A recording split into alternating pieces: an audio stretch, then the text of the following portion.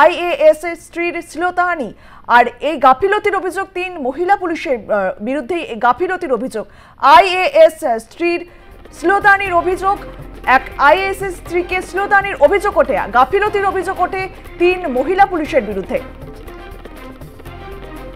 আপনাদেরকে আরো একবার জানিয়ে রাখি, আইএএস এর স্ত্রীর শ্লীলতাহানি গাফিলতির অভিযোগে 3 মহিলা পুলিশের বিরুদ্ধে তদন্তের নির্দেশ হাইকোর্টে। রাজ্যের কর্মরত ওই আইএএস স্ত্রীর একটি তথ্য প্রযুক্তি সংস্থার কর্মী বলে জানা যাচ্ছে। টেলিফোনে রয়েছে আমাদের সঙ্গে আমাদের প্রতিনিধি ষষ্ঠী চট্টোপাধ্যায়। ষষ্ঠী, আইএএস এর স্ত্রী শ্লীলতাহানি আর গাফিলতির অভিযোগে 3 মহিলা পুলিশের বিরুদ্ধে তদন্তের নির্দেশ হাইকোর্টের, কি জানতে পারছো?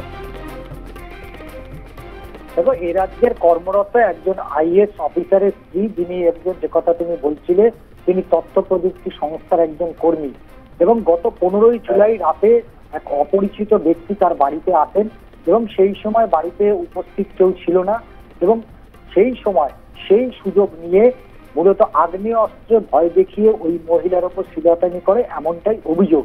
এবং এই ঘটনার পরেই লেক থানায় সেদিনই রাতে অভিযোগ জানানো হয়েছিল, এবং সেই অভিযোগের ভিত্তিতে এক ব্যক্তিকে গ্রেপ্তার পর্যন্ত লেক থানার পুলিশ করে, যদিও পরবর্তী সময় আলিপুর আদালত থেকে জামিন পেয়ে যায় ওই অভিযুক্ত।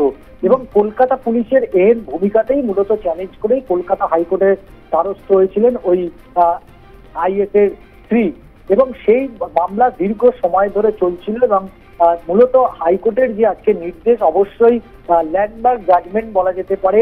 প্রথমত লালবাজারের মহিলা পুলিশের ডেপুটি কমিশনার মামলাটির আগামী দিনে তদন্ত করবে, এবং শুধু তাই নয়, বর্তমানে তদন্তকারী অফিসারকে 3 দিনের মধ্যে মামলা সমস্ত নথি হস্তান্তর করে দিতে হবে ওই ডেপুটি কমিশনারকে। এবং তার পাশাপাশি অভিযুক্তকে যে জামিন দিয়েছিল আলিপুর আদালত, সেই জামিন অবিলম্বে বাতিল করা হয়েছে।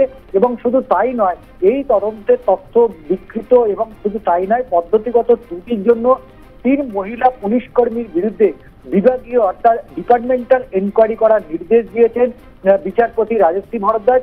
এবং শুধু তাই নয়, বিভাগীয় তদন্ত হবে কলকাতা পুলিশ কমিশনারের নেতৃত্বে, এবং বিভাগীয় তদন্ত লেক থানার এএসআই সুজাতা বর্মন, তিলজলা থানার এএসআই কল্পনা রায় এবং কড়েয়া থানার এএসআই অর্পিতা ভট্টাচার্যের বিরুদ্ধে।